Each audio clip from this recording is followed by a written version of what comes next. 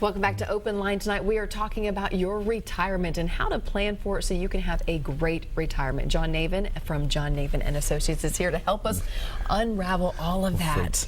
Yes. Okay, we've talked about that retirement is different these days. Yes. And you really do need to come up with what your retirement is going to be. Then once you answer that, you really do need to seek out someone who can help you. Yes.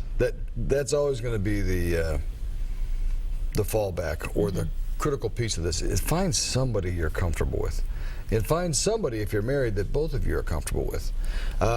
We see a lot of people will come in, or a lot of people in our industry, let me back up and talk about the industry first, and they have a tendency to talk to one or the other of the spouses. A lot of times the man, unfortunately, or fortunately, either one, depending on the way you view it, handles some of the money.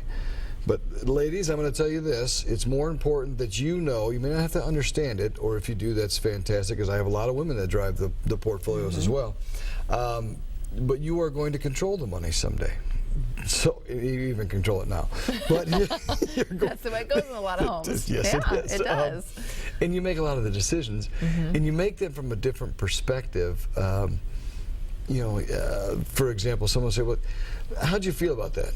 You know, sometimes, you know, one spouse or the other doesn't really understand what the concept is, but you definitely have a feeling about it. Sure. And it's that feeling. If you don't feel, you know, that you can trust this person, or if you don't feel that they're listening to what you have to say, you've got to find somebody that is an expert in the field. Yes, I've told you my biggest frustration with financial advisors in the past.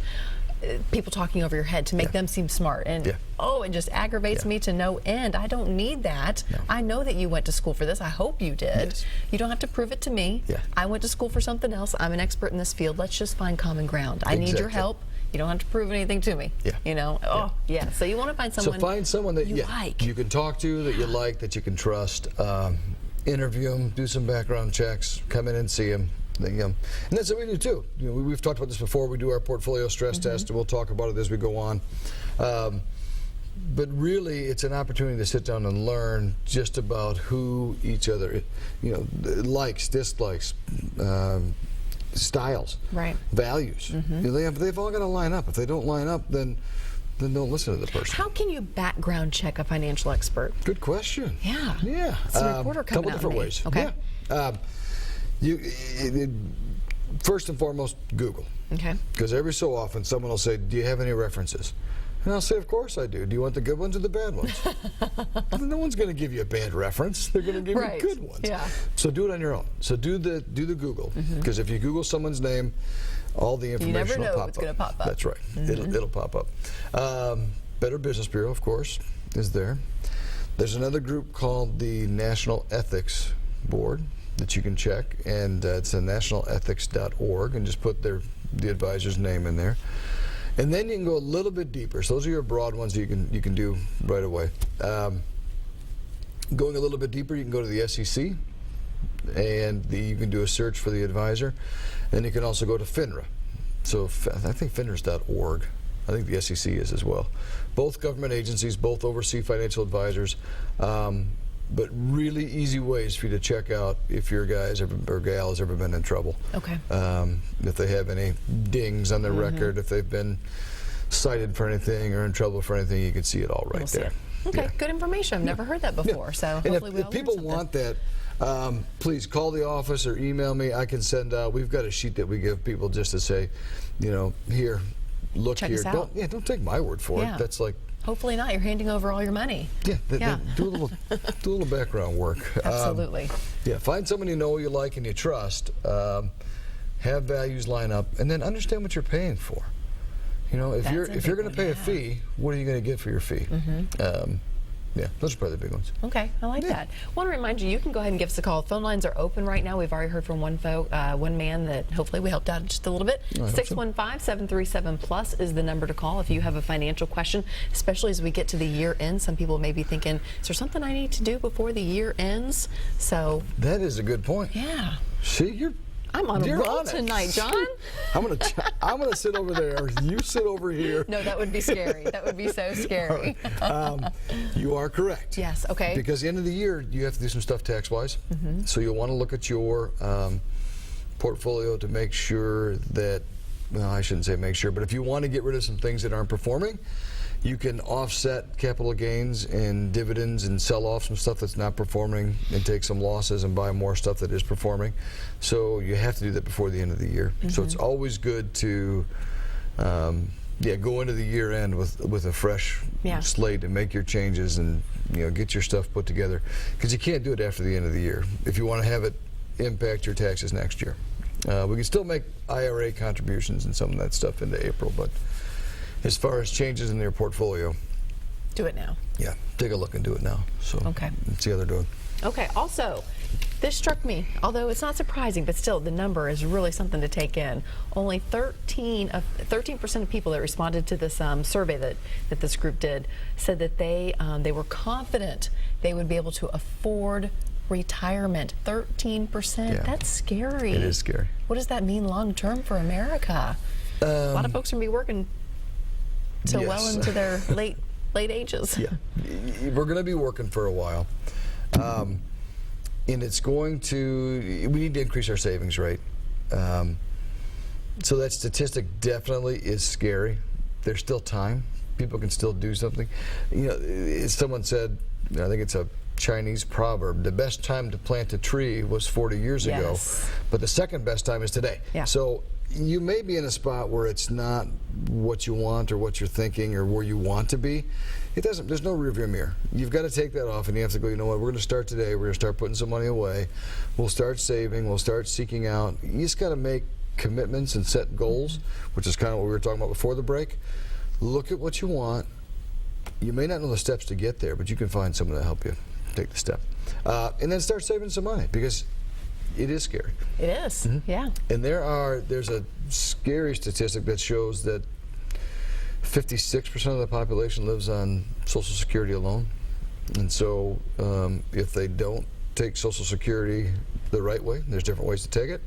And there is a law changing there that I should probably tell folks about. Now we're kind of off on That's okay. Chasing a rabbit down a little hole, but it is Social Security. They passed a law a couple of weeks ago that said they're going to change the file and suspend. So if you are in that 62 to 66 age band and you're thinking about retiring and you're thinking about Social Security, now is the time to make those changes, because come May of next year, the file and suspend strategy is not going to be available. What is the file and suspend strategy? File and suspend was a method in which people, the way that we're using it, or the strategy in which we're using it is, when you retire and you take Social Security, you could retire and take Social Security if you're a married couple. I could take it on my own benefit, or I could take 50% of my spouse's benefit. Well, what happens with the file and suspend is I could, let's say, we'll use the two of us. Your benefit is $3,000. Let's make it less than that. Yours is $2,500. Mine is $600, because I stayed at home. You worked. I was the caretaker for the kids. I could file on I could file and get half of your benefits, but I could suspend my own. Meaning, I get to take half of yours. I can take $1,250, leave mine grow. Social Security grows by 8% a year. So it will grow every single year up until the age 70. Well, at 70 then I could drop taking 50% of yours and take 100% of my own at the grown-up number. That's going to go away. Yeah, the government caught on. Yeah, that's not the way they intended it, but that's how the law was written, and it really is a strong benefit. So if you are in that 62 to 66 age range, thinking about Social Security and haven't taken it yet, so up until May of next year, you could do that, and it would carry on until you're 70. Yes. Yep. Okay. Yeah. So this is the time to do it if you're going to do it. Good warning, John. Thank you. Well, you're welcome. I like that. Sometimes the stuff comes out that you're not even planning on talking about. I'm glad we followed that rabbit. No, that's very important. Yeah. And that's why you do want to talk about different products out there that people need to know about, be informed about, and perhaps choose it as their investment strategy. Yes. Okay. Yeah. What are we going to talk about coming up next? What are the different? We're going back to buckets. I know. Let's talk about buckets.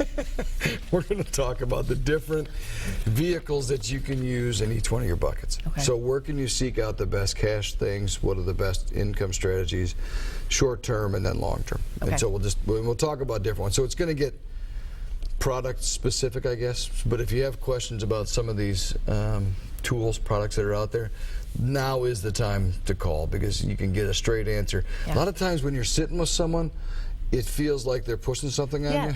Yes. And we don't, because we are fee-based only planners. So we share everything. You pick. It doesn't matter to us which way you go. We want the best tool for you. And that's probably the best way to approach it. So my suggestion is, if anybody has questions, we can Give us a call right Yeah. now. All right, 615-737-PLUS is the number to call. Also, since we said we're going to get technical next, go ahead and grab your pen and paper. You may want to jot a few notes down that could help you in the future. We'll be right back.